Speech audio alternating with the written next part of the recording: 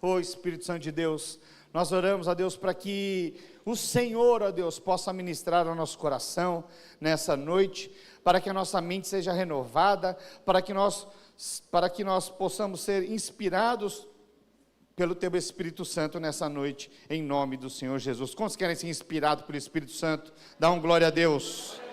Aleluia. Glória a Deus.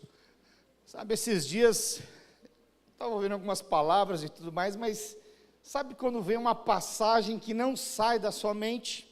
Alguém, você já teve esse tipo de experiência? Eu estava meditando nesses dias, eu falei, eu vou ministrar a respeito de um grande homem de Deus.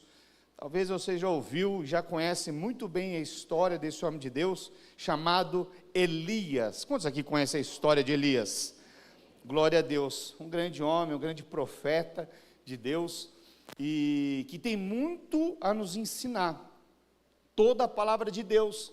E Deus, ele sempre pega homens e mulheres dentro do contexto da sua palavra para nos ensinar aquilo que nós devemos fazer e aquilo que nós não devemos fazer. E é uma passagem tão rica, né? Essa trajetória a respeito da vida de Elias. E eu quero ler com você, está lá em 1 Reis, nós vamos ler um pouco mais hoje a palavra de Deus, mas está lá em 1 Reis, capítulo 20. Eu anotei o capítulo, olha que bênção, é do versículo 20 ao 40, mas é o capítulo, é o capítulo 17, se não me engano.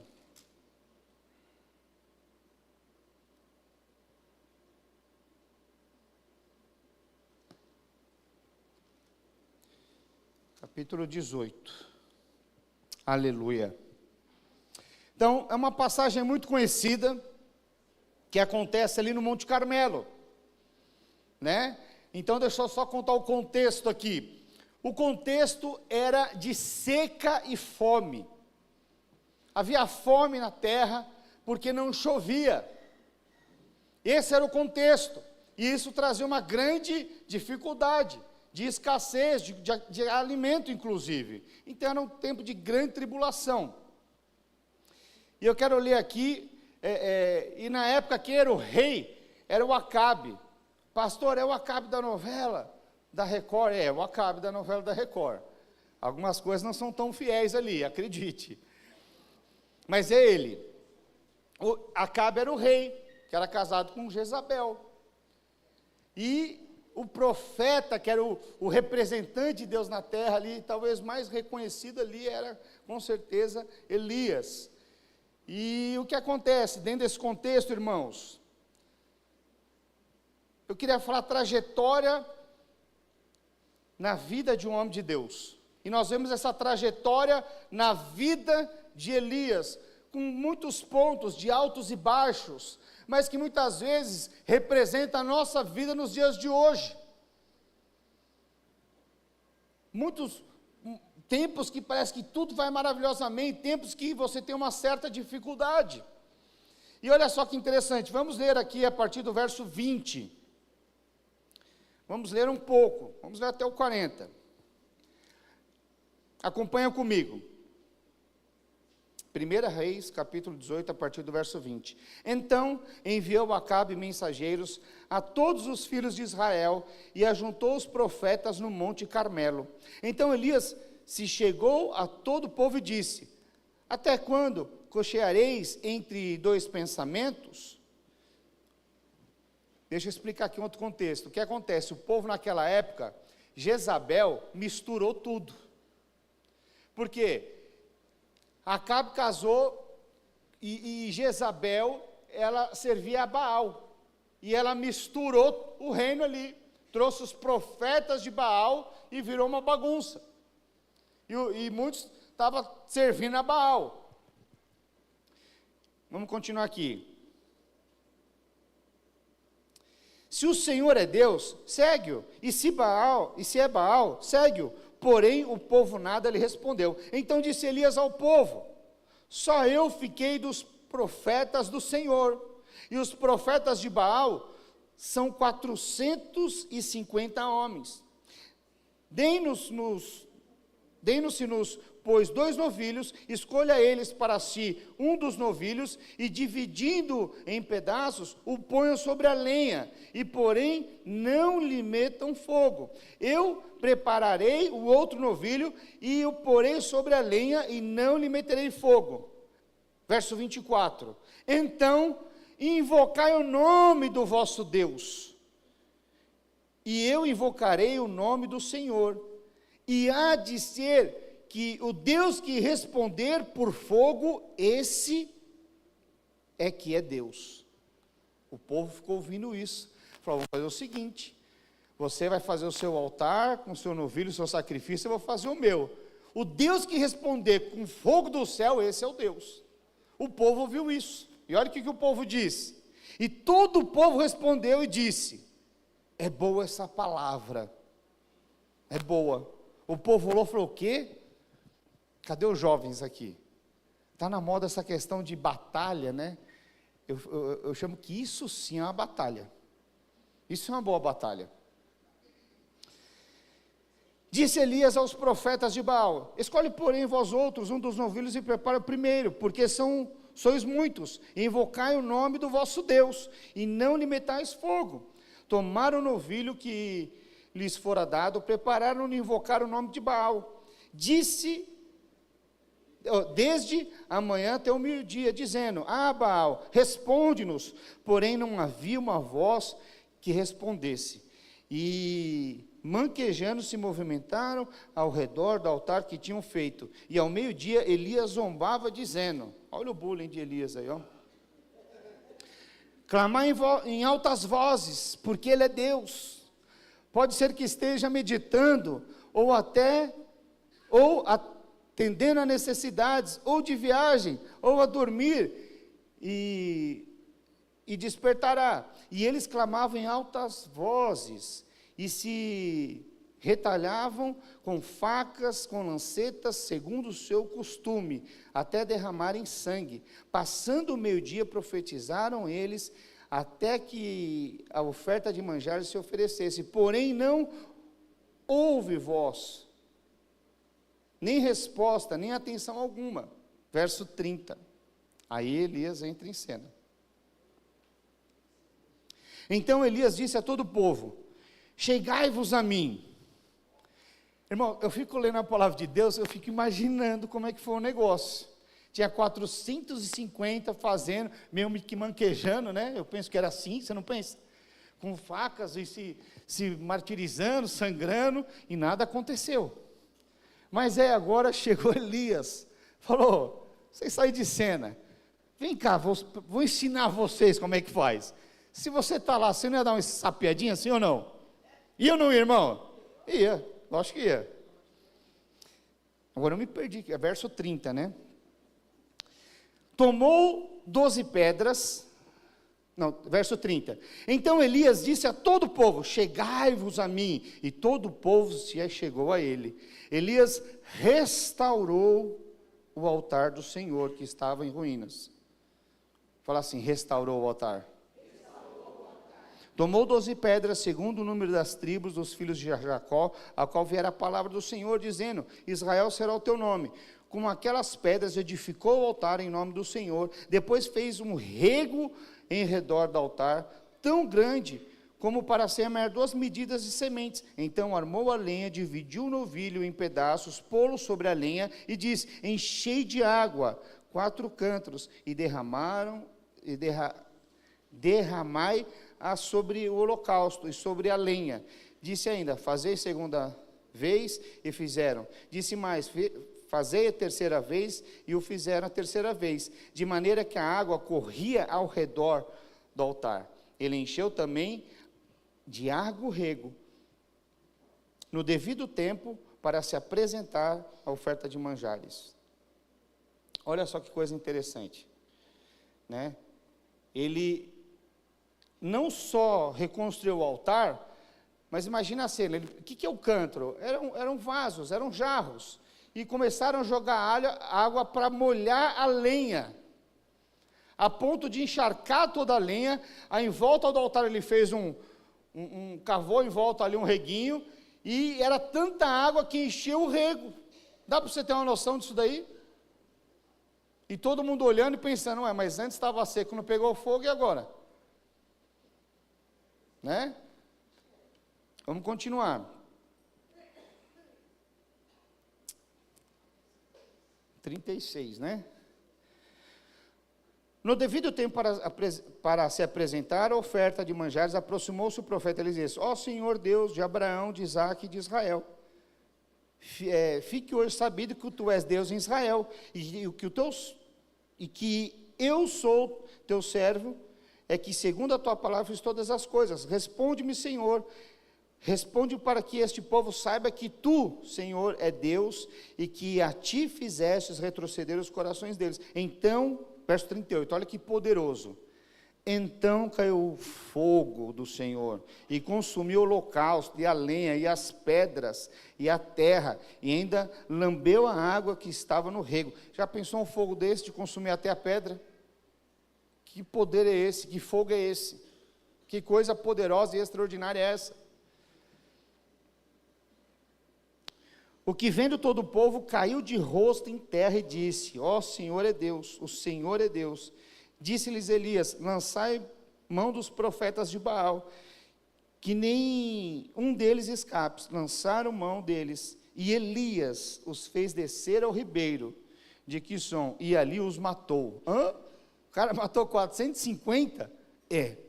Parece história de X-Men, mas é exatamente isso que aconteceu. Ele matou os 450 profetas de Baal. Que coisa extraordinária, que coisa poderosa, né? E aí eu quero falar aqui algumas coisas que nós vemos na vida de Elias, que nós precisamos manter na nossa. E a primeira delas é confiança. Fala assim, confiança. Vou dar um sinônimo, crer. Crer.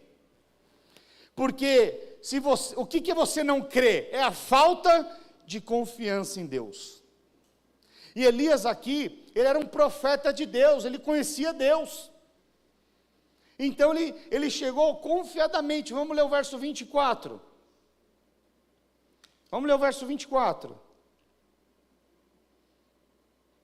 Ele chega lá no verso 24 e fala, olha, vamos armar aqui então. Vamos ver quem de fato é Deus. Vamos montar aqui, ó. Então invocai o nome do vosso Deus, e invocarei o nome do meu Senhor. E há de ser o Deus que responder por fogo, é que é Deus. E todo o povo respondeu, é boa essa palavra. Então ele tinha confiança plena que Deus ia responder com fogo. Ele conhecia Deus, ele sabia a situação claramente. E esse posicionamento desse homem de Deus, essa confiança que ele tinha no Deus vivo, no Deus de Israel, de Abraão, Deus de Isaque, Deus de Abraão, de Jacó, e ele fala de Israel, ou seja, ele está falando aqui justamente essa confiança nesse poder de Deus. Então ele conhecia o poder de Deus, e ele fala, vamos fazer então aqui uma batalha. Solta o som do beat. Os jovens entenderam. Então, só os jovens deram risada nesse daí, né? Vou falar um pouco para os jovens também, que eu só falar as coisas só os irmãos, bom, deixa para lá. Então veja, então nós vemos aqui que ele sabia quem era Deus na vida dele, mas ele também sabia, e ele tinha a convicção que ele era um instrumento de Deus na terra. Ele sabia que era um representante de Deus para aqueles homens. Ele sabia que através desse grande mover, muitos iam se prostrar, com o rosto em terra, como diz o texto. Então ele estava ali, trazendo a verdade da palavra de Deus, de quem verdadeiramente era Deus, removendo todo engano. Ele tinha essa convicção, ele carregava isso nele. E essa convicção, ele olhou o cenário e falou, peraí, não dá para experimentar do povo, eu ia gaguejar, irmão, já viu? Deixa eu mudar a palavra aqui, amém? Ele não iria conseguir, né, restaurar, fazer descer fogo do céu com aquela bagunça que estava o altar. Então o primeiro ponto é ter confiança em Deus, é crer em Deus. O segundo ponto é restaurar o altar. E aqui no verso 30, quando fala de restaurar o altar, então Elias disse, Elias restaurou o altar. Esse restaurou aqui no hebraico, está falando de curar, de tornar saudável. Se você pegar uma Bíblia de estudo que tem Strong, você vai clicar lá em hebraico, vai estar dizendo o quê? Que esse restaurar está falando de curar, de tornar saudável. No sentido figurado, diz a respeito de angústias individuais e pessoais. Sabe, hoje você é o altar de Deus. Hoje o fogo de Deus vem para te consumir. Mas é interessante que está querendo dizer aqui? Curar o quê, pastor? Eu não tenho nenhum tipo de doença. Pois é, mas está falando muitas vezes aqui de doenças, de angústias. Angústias muitas vezes é uma doença emocional. É quando você fica abalado com determinadas circunstâncias ou determinadas notícias. É quando você diz que perdoou, mas não quer mais ver nunca mais na vida. Que perdoou o quê? Você só preencheu um protocolo. E aqui, você continua lendo o texto, no 31 ele diz que recolheu ali as 12 pedras. Põe no 31. Tomou 12 pedras, segundo o número das tribos dos filhos de Jacó. Essas 12 pedras representavam as 12 tribos, ou seja, ele restaurou todas as pendências com todo mundo. Estou fazendo aqui uma analogia. Então veja, a nossa vida cristã, a gente começa crendo, mas depois que nós cremos em Deus, nós precisamos ajustar algumas coisas que são pendências muitas vezes anteriores. De perdoar, de pedir perdão, de ajustar caráter. Pastor, meu crente pode ter um caráter distorcido? Pois é, tem uma matéria que nós damos nos nossos cursos, que uma delas é transformação da alma e outra é caráter de Deus. Então algumas coisas, você vem carregando algumas bagagens que precisa ajustar o altar. Já pensou um cara sem caráter, com o poder de Deus, quanta besteira ele vai fazer? E fazem muitas vezes. Até os dias de hoje. Então veja que ele vai trazendo aqui, né? E ele vai falando para você restaurar esse altar, da sua própria vida, das suas emoções. Como restaurar, pastor? Perdoando, amando o próximo. Ah, pastor, eu amo o próximo, mas não quero ele muito próximo não. Que amor é esse então? Quando você ama, você quer estar perto. Você quer estar perto, quer estar ali, abraçadinho, juntinho, se for casado, né? Enfim, então veja, mas dentro desse processo, eu fico imaginando, então o primeiro é você confiar, crer, depois é você restaurar o altar, e terceiro, é não ouvir a conversa dos outros, não ouvir os comentários dos outros, porque todas essas questões te paralisam, as notícias te paralisam, porque, vamos voltar na cena aqui, os 450 profetas de Baal, estão lá, clamando, invocando para descer fogo do céu e nada, aí, eles saem, entra em cena, Elias, fala, chega aí todo mundo, e aí ele começa a falar o que? Ele arruma o altar e começa a jogar água. Uma vez, molha toda a lenha, joga 2 vezes, segunda vez, terceira vez, a ponto de encher o córregozinho em volta ali que ele tinha feito. O que você acha que aquelas pessoas que tinham se chegado em volta estavam falando? Ah, agora verdadeiramente, isso daí não é água não, deve ser gasolina. Nem gasolina tinha na época, irmão. Você acha que eles estavam comentando o que ali em volta? Porque eles se chegaram. Qual que era o comentário? Ixi! Imagina aquele comentário. Da, do tiozinho, da tiozinha. Estão falando o quê? Agora que joga água, agora vai descer fogo do céu. É isso que eles estavam falando? Com certeza não. Falar, esse homem é um louco, não vai conseguir. Se os outros que estavam com a linha seca não conseguiram, esse agora que está jogando água, não vai dar certo. Será que você tinha uma convicção em algum momento na sua vida, e alguém que estava muito próximo a você falou, não vai dar certo, não vai ter jeito? Já aconteceu alguma vez com você, na história da sua vida, de você ter uma convicção em Deus, e alguém chegar e falar, não vai dar certo, não vai conseguir? Sabe o que diferencia daqueles que fazem descer fogo do céu ou não? É os que não dão ouvidos para isso, para as notícias, para o cenário sociopolítico econômico, para os amigos. Às vezes pessoas tão próximas, familiares muito próximos, às vezes, que tentam destruir o seu sonho, matar o seu sonho. Esses são os matadores de sonhos que aparecem do nada. Às vezes você vai compartilhar com tanta alegria, olha, eu vou jogar água aqui, você vai ter uma convicção, vai nada. Agora então, que piorou o cenário, encharcado de água, não vai ter jeito. Será que teve algum projeto na sua vida, que você estava cheio de expectativa no seu coração, e de repente pessoas começaram a dizer que não ia dar certo? Era mais ou menos esse o cenário que estava acontecendo. Pastor, a Bíblia não diz isso, mas comece a contextualizar, esteja na cena, aprenda a ler a palavra de Deus estando na cena, como espectador daquilo que Deus estava fazendo. Quando ele fala assim, chegai, eu me achego ali, eu quero ver de perto esse fogo descer. Quantos querem ver o fogo descer? Aleluia.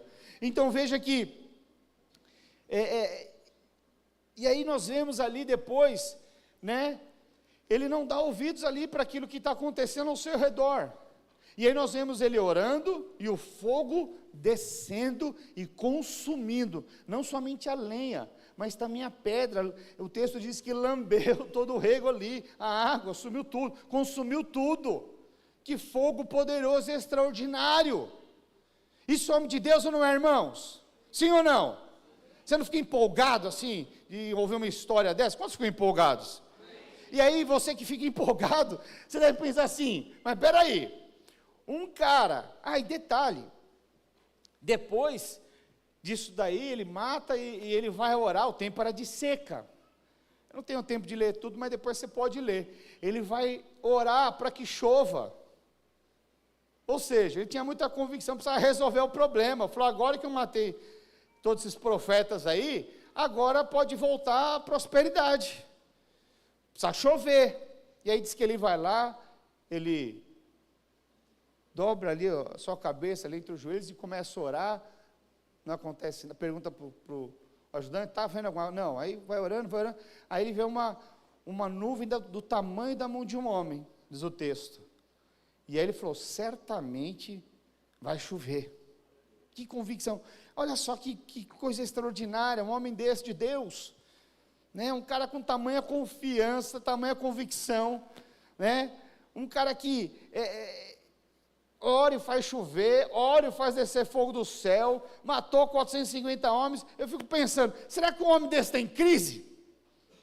Com tanto poder, com tantas coisas acontecendo, com tanta convicção acontecendo, será que um homem desse pode ter uma crise na vida? Sim ou não? Alguns falam sim, outros, será, não sei, qual que é o próximo capítulo, vou te contar agora, então veja, essa é a história de muitos de nós, que temos uma experiência sobrenatural, Deus faz muitas coisas, e você chega a ficar extasiado, de tudo aquilo que Deus faz, de tudo aquilo que Deus representa na sua vida. Agora eu te pergunto, um homem desse, tem alguma crise? Tem. Mas quando é que uma crise de um homem de Deus, de uma mulher de Deus, qual que é o start da crise? Qual que é o gatilho da crise na vida de um homem de Deus, de uma mulher de Deus? Qual que é? Vou te dizer aqui agora, andar por sentimentos. Porque quando ele anda por sentimentos, ele deixa de ouvir a palavra do Senhor. Quando ele anda por sentimentos, ele começa a andar pelos seus achismos. Eu acho que vai dar certo, eu acho que é assim, eu acho que eu gosto, e aí vive quebrando a cara. E é mais ou menos isso que nós vemos acontecer aqui na vida de Elias. Irmãos, eu vou adiantar aqui por conta do horário, mas é o verso 19, o capítulo 19, vou contextualizar aqui, amém? Então veja, só ler o comecinho do 19 para você entender. Então, um homem que fez tantas coisas extraordinárias, mas aí ele recebe uma notícia, fala assim, notícia. Lembra de um dos pontos aqui, era o quê? Não ouviu o que estavam falando, dá atenção para as notícias, não era isso? E aí, por algum motivo, ele ouve uma notícia e anda, ele esquece de tudo que Deus fez na vida dele. Esquece de tudo que Deus fez, o poder de Deus na vida dele. E essa notícia entra no coração dele. E aí ele começa a andar por sentimento, gera uma crise. Então veja, isso pode acontecer com uma mulher de Deus, sim ou não? Sim. Sim, pode acontecer. Já vi acontecer inúmeras vezes. Inúmeras vezes. As pressões, elas estão aí.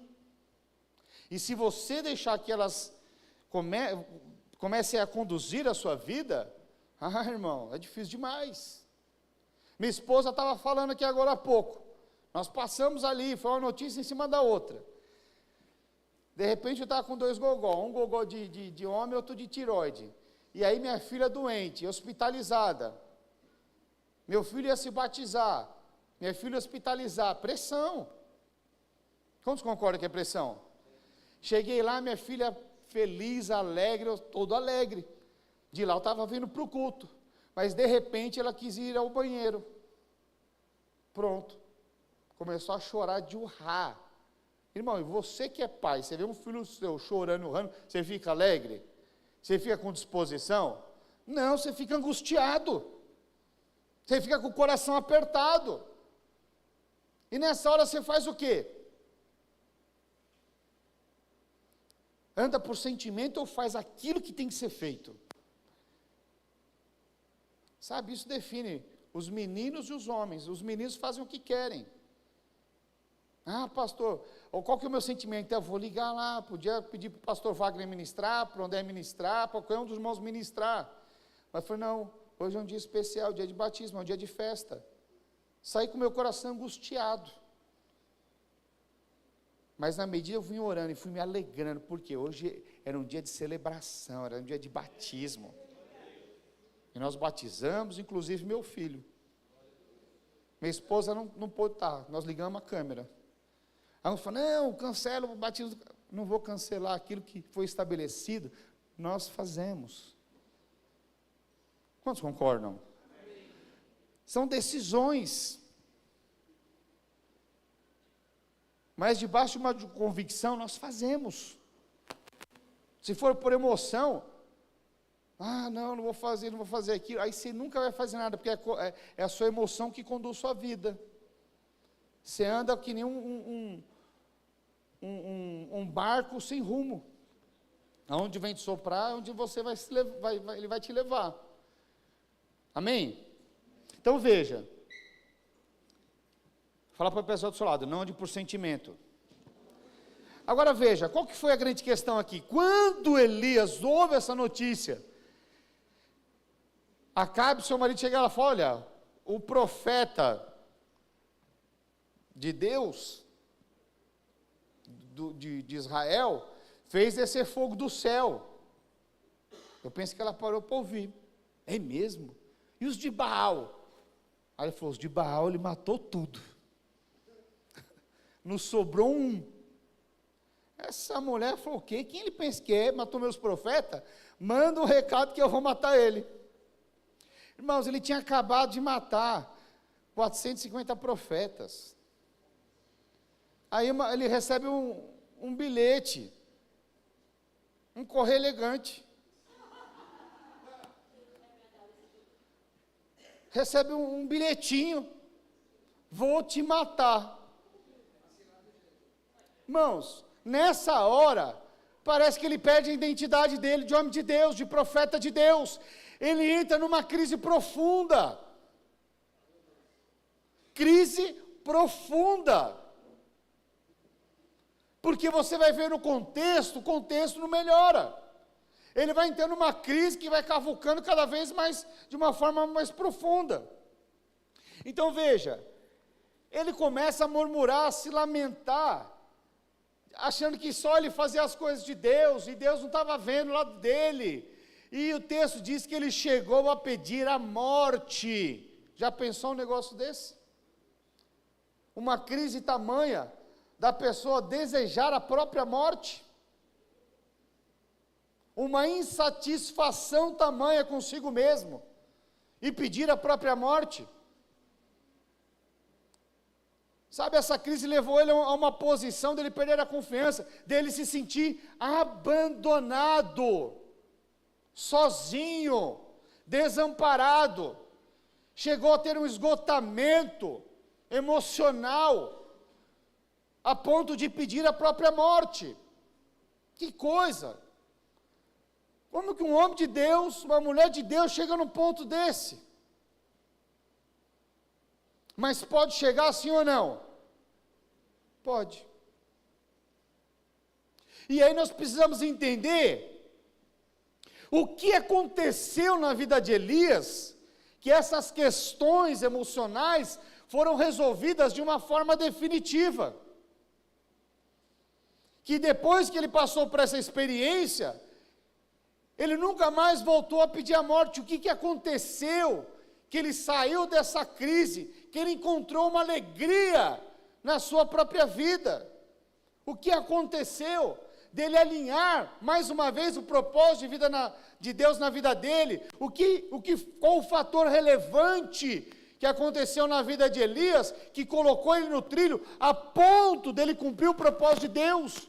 E você que conhece a história, Elias foi levado aos céus, irmãos. Que coisa tremenda. O texto diz que ele subiu como um redemoinho. Já pensou isso? Você fala, o redemoinho está levando tudo. Estava levando só Elias aos céus. Que coisa tremenda. Então, o que aconteceu? Qual que foi o fator relevante que ele se descobriu e alinhou o propósito de Deus na vida dele? E aí depois você nunca mais vê ele entrando numa crise, nunca mais você vê ele pedindo a morte para Deus, nunca mais você vê ele murmurando.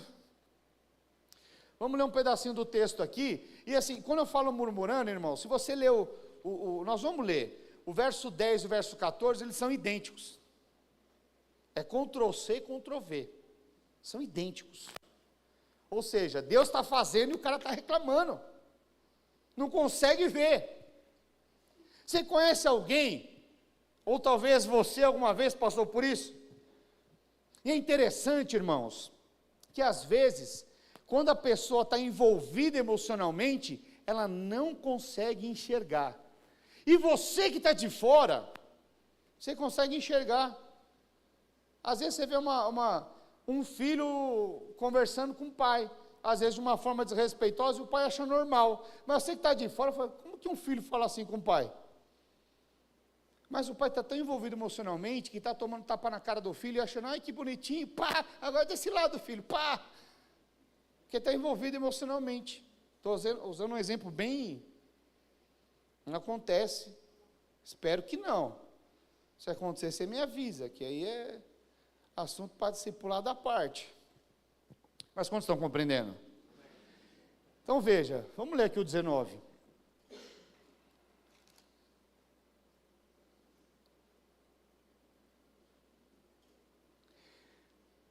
Ele recebeu a notícia. Acabe fez saber a Jezabel tudo quanto Elias havia feito, e como matara todos os profetas à espada. Então Jezabel mandou um mensageiro a Elias a dizer, façam-me os deuses como lhes aprouver, se amanhã a estas horas não fizer eu a tua vida como fizeste a cada um deles. Temendo, pois, Elias levantou-se e para salvar a sua vida, se foi, e chegou a Berseba, que pertence a Judá. e ali deixou o seu moço. Ele mesmo, porém, se foi ao deserto, ou seja, ele se isolou. Sabe que quando nós estamos numa crise muito profunda, a tendência é você se isolar, é você ir para a caverna, é você não procurar ajuda, e a Bíblia já explica isso, está aqui. Ele mesmo, porém, se foi ao deserto, caminho de um dia, e veio e se assentou debaixo de um zimbro, é uma árvore, e pediu para si mesmo a morte. Oh, irmãos, que crise! O cara tinha acabado de matar 450, o fogo desceu do céu, e o cara entrou numa crise por conta de uma notícia. Sim, uma notícia que ele não aceitou muito bem. Você que está de fora, fala, mas como isso é possível? Às vezes você está de fora e você precisa entender a dor do outro. Porque às vezes, para nós, olhando esse texto, fala, mas como que alguém está numa crise dessa, acabou de matar 450, não sei o quê, e às vezes a gente costuma julgar assim. Às vezes a sua esposa está numa crise dessa e você não tem discernimento. Fala, como assim, mulher? Levanta aí, acorda para cuspir. Vai lavar roupa, vai. Vai fazer comida e esfriar no tanque. Vai. Sei que não é, eu sei que não é o seu caso, eu estou só ilustrando aqui. Pastor, é o caso do meu marido. Conta para mim que eu vou conversar com ele. Acredite. Então veja, às vezes a gente precisa entender a dor do outro. Você precisa entender. Às vezes para você fala, nossa, é tão simples, ridículo, não sei porque que a pessoa fica assim, mas para ela talvez seja a maior crise da vida dela. Quantos estão compreendendo?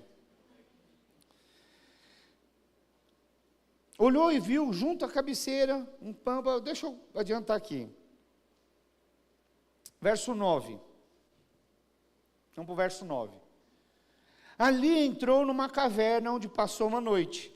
E eis que lhe veio a palavra do Senhor e disse, que fazes aqui, Elias? Ou seja, a caverna não era lugar do homem de Deus. O homem de Deus não é para estar sozinho, isolado. Olha aqui que ele fala. Ele respondeu. E aí tem todo o discurso da insatisfação. Tenho sido zeloso pelo Senhor, Deus dos exércitos, porque os filhos de Israel deixaram a tua aliança, derribaram os teus altares e mataram os profetas à espada, e eu fiquei só, e procuram tirar minha vida. Disse-lhe o Senhor, sai, põe neste monte perante o Senhor. Eis que o Senhor passava, vamos adiantar aqui, vamos para o verso, só mais 2, vamos ler. Disse o Senhor, sai e põe-te neste monte perante o Senhor. Eis que a palavra do Senhor é um grande e forte vento, fendia os montes e despedaçava as penhas diante do Senhor, porém o Senhor não estava no vento. Depois do vento, um terremoto, mas o Senhor não estava no terremoto. Verso 12, depois do terremoto um fogo, mas o Senhor não estava no fogo, e depois do fogo um cicio tranquilo e suave. Ouvindo Elias, envolveu o rosto em seu manto, e saindo pôs à entrada da caverna. Eis que lhe veio uma voz e disse, que faz aqui Elias? Então veja, Elias, ele conhecia o Deus do fogo, do poder, do vento, mas ali Deus estava se apresentando num suave cicio, na presença. E aí Deus aparece de novo para ele. Que fazes, verso 13 ali, finalzinho, que fazes aqui, Elias? Coloca o 10, verso 10 para mim. Volta no 10, isso. Olha só o verso 10. Vai para o 13, para o 14, direto. Mesma coisa. Mesma coisa. O Senhor se apresenta para ele, mas ele está com a mesma murmuração, a mesma conversa, a mesma ladainha. Ou seja, ele está tão envolvido emocionalmente, que ele está falando, olha, eu tenho sido zeloso, eu faço a tua obra, mas só sobrou eu. Ele entra num vitimismo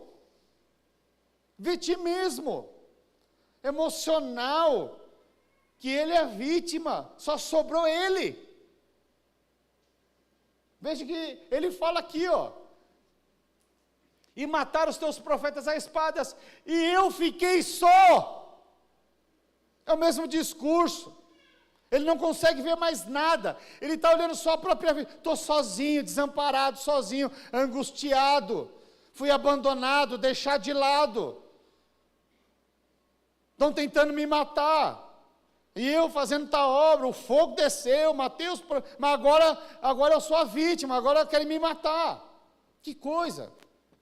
Então veja que ele entra nesse mesmo disso, nessa mesma crise de vitimismo. De vitimismo. Agora veja, como resolver isso? Como? Como resolver essa questão?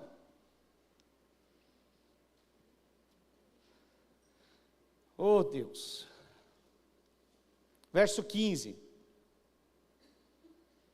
Como resolver? Veja, ele já tinha tido muitas experiências com Deus. Mas você sabe que o Velho Testamento é sombra do Novo Testamento. E tem algo que Jesus dá uma direção, que está lá em Mateus, na grande comissão, lá no capítulo 28, no último livro, no finalzinho, está falando na grande comissão. Jesus diz o quê? Ide fazei discípulo, batizando-os em nome do Pai, do Filho e do Espírito Santo. Então veja, olha só, por que Jesus dá essa grande instrução no final? Fazer discípulos. Fazer discípulos. Por quê? Porque é importante. E aí nós vemos aqui uma questão na vida de Elias. Elias era alguém, homem de Deus, que já tinha experimentado o poder de Deus, já tinha feito grandes feitos, mas ainda existia uma crise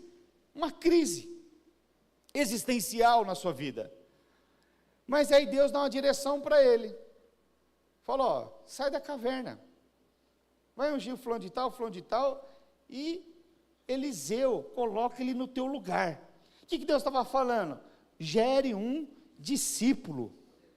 Gere um discípulo. Gere um discípulo. Vamos ler aqui. Continuar. Verso 15. Disse-lhe o Senhor, vai, volta o teu caminho para o deserto de Damasco, e chegando lá, unge a Hazael, rei sobre a Síria, a Jeú, filho de Ninsi, ungirás, e sobre Israel, e também Eliseu, filho de Safate, de Abel-Meloá, ungirás profeta em teu lugar. Quem escapar a espada de Hazael, Jeú o matará. Quem escapar a espada de Jeú, Eliseu o matará. Também conservei em Israel 7.000. Quantos sobraram em Israel? 7.000, ô louco, todos os joelhos que não adoraram a Baal, e toda a boca que não o beijou.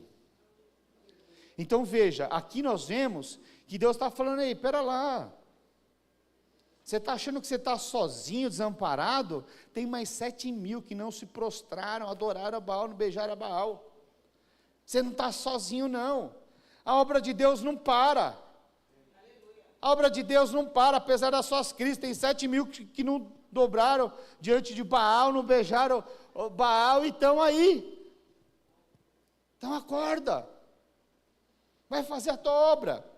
E olha só que interessante, verso 19, partiu pois Elias dali, achou Eliseu, filho de Safate, que andava lavrando com 12 juntas de bois, adiante dele, ele estava com a 12ª, Elias passou por ele, lançou o seu manto sobre ele, então deixou estes bois, correu após Elias, e disse, deixe-me beijar a meu pai e a minha mãe, e então te seguirei. Elias respondeu, vai e volta, pois já sabes o que fiz contigo. Voltou Eliseu a seguir Elias, tomou a junta de bois, e os imolou, e com os aparelhos dos bois, cozeu as carnes, e as deu ao povo, e comeram. Então se dispôs, e seguiu Elias, e o servia. Irmãos, olha só que coisa interessante, eu contextualizei para chegar aqui. Eu não sei quais as crises que você tem passado, elas fazem parte da nossa vida. Elas fazem parte, em algum momento vai acontecer, mas A grande questão é, quando você tem um discípulo, esse cuidado, esse zelo com a casa de Deus, ele começa a te consumir de tal maneira, que quando você recebe uma notícia, você não fica abalado.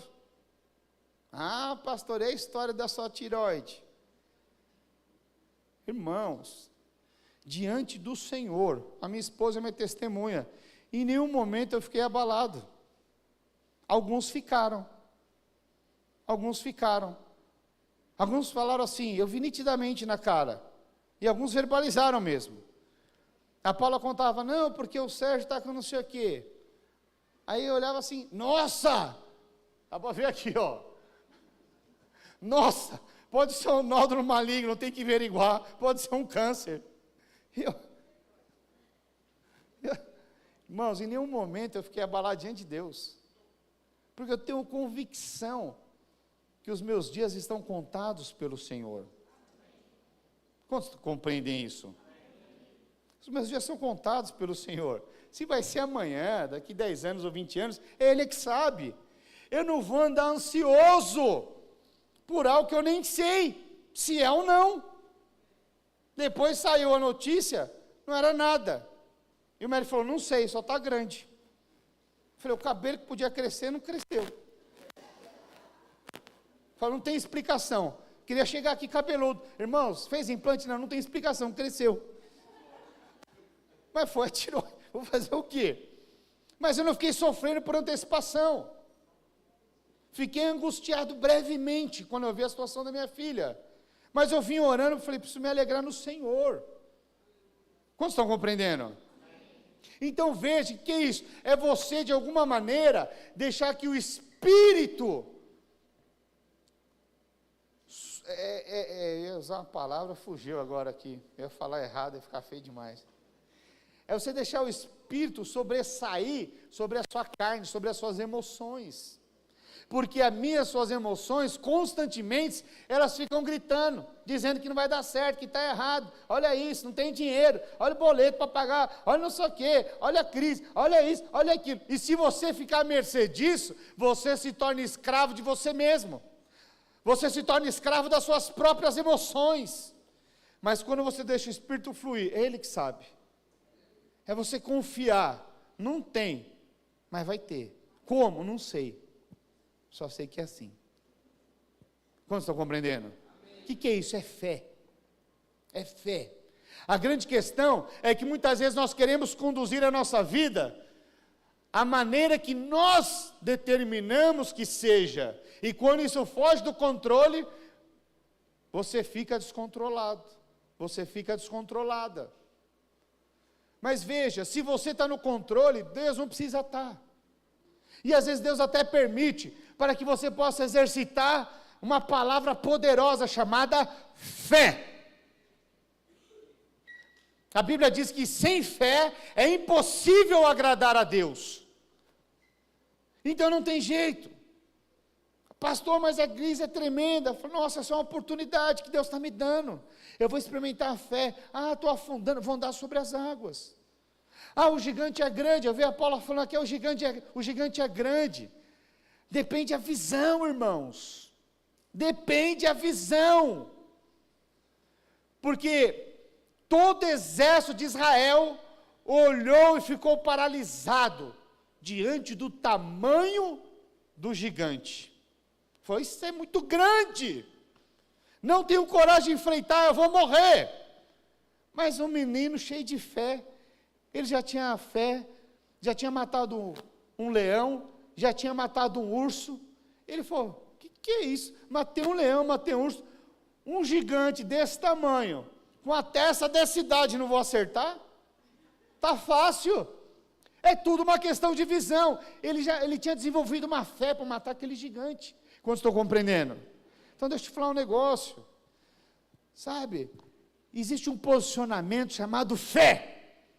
Não importa qual seja o cenário, se você abrir a sua boca, se você verbalizar, se você se posicionar, se você não viver descabelado e dando uma de doido, doido com o cônjuge, doido com os filhos, doido com tudo. Essa é uma posição, você ficar doido com tudo. Outra posição é você descansar cheio de fé, crendo que o Senhor, o teu Deus, o Pai amoroso, que te chamou, que te separou, vai cuidar de todos os detalhes, todas as coisas.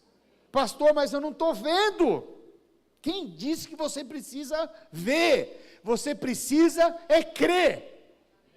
Tem coisas que de fato você não vai enxergar. Mas se você não enxerga, acredite, Deus está vendo por você. E Ele vai te guardar. Sabe, às vezes quando nós somos as crianças, às vezes não tem noção do que fazem. Não tem noção muitas vezes.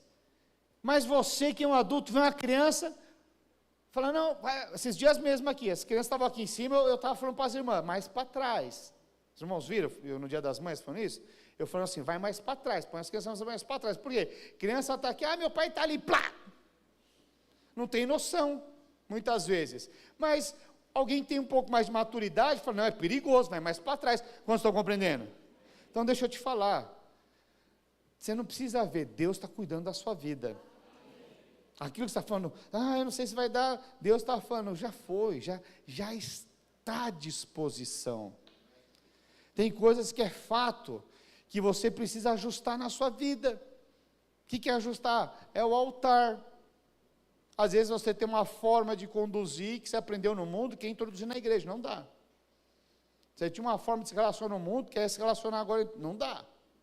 O que é isso? É ajustar o altar. Mas depois que você ajustou, cheio de fé, nada pode te paralisar, a não ser você mesmo. Como você está compreendendo? Porque a Bíblia diz, tudo posso naquele que me fortalece. Então veja, quando você se fortalece em Deus, nada pode te paralisar. O problema é quando você se fortalece nos seus achismos. Quantos estão compreendendo? Sabe, eu quero orar por você nessa noite. Vamos ficar de pé, se é que você pode. Sabe, queridos, eu não sei se tem alguma área na sua vida que você está precisando liberar uma fé. Aquela área que você não está vendo. Aquela área que você está igual Elias, fala, Deus me desamparou, estou sozinho. Sabe, é nessas horas que quando você reconhece diante de Deus, Deus está falando, sai da tua caverna. É quando você se expõe. O que é sair da caverna, irmãos? Sair da caverna é você se expor. É você estar isolado. Agora você se expõe diante da luz do sol, da luz de Deus. E aí começa a acontecer uma transformação. Né? Todo mundo fala que se expor à luz do sol, né? Você produz vitamina D. Isso faz bem para a saúde. Agora, quando você se expõe diante da palavra de Deus, essa palavra de Deus, quando você se expõe e você reconhece, isso te traz o que? Cura. Isso é quando você restaura o altar. É essa restauração que no hebraico lá está falando o quê? Se você não tem uma Bíblia Strong, tem uma Bíblia de Strong, é fácil, você baixa no celular, tem a palavrinha, você clica, está lá, em hebraico, se pronuncia assim, significa isso, isso e isso. Você acha que os pastores tiram da onde essas coisas? De Bíblias de Strong.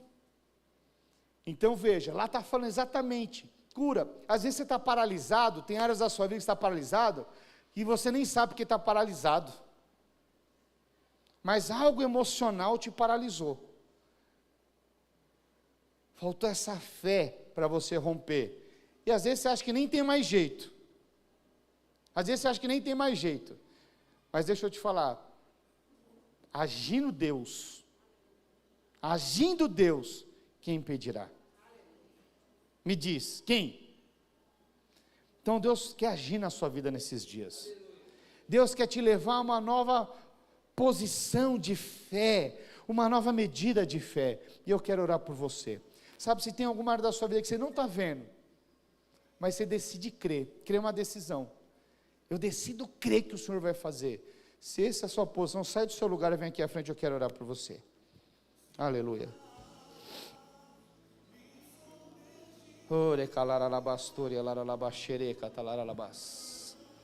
Pastor, eu estou vendo. Glória a Deus.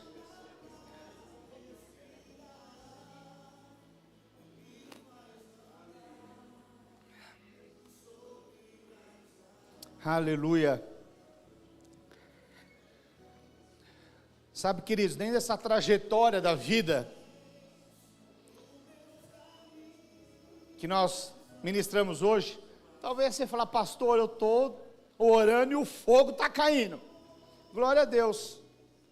Se essa é a sua posição, se você está orando e o fogo está caindo, estenda suas mãos para cá, vamos orar pelos irmãos. Ore por mim também.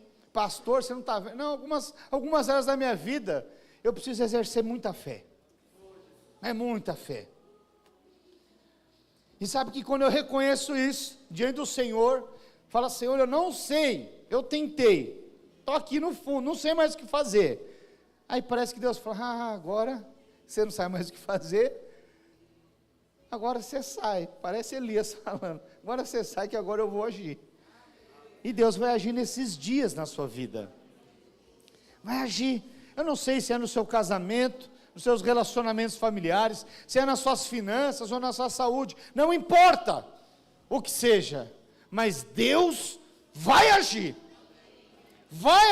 tenha essa convicção no seu coração, que Deus vai agir na sua vida, simplesmente se apresente diante dele, e seja sincero, fala, Senhor, eu não estou vendo, não vejo saída, não tenho mais forças, mas eu sei que o Senhor é o El Shaddai, o Todo-Poderoso, o Senhor é o Jeová Rafa, que é o Deus que cura, o Senhor é o Jeová Jirê,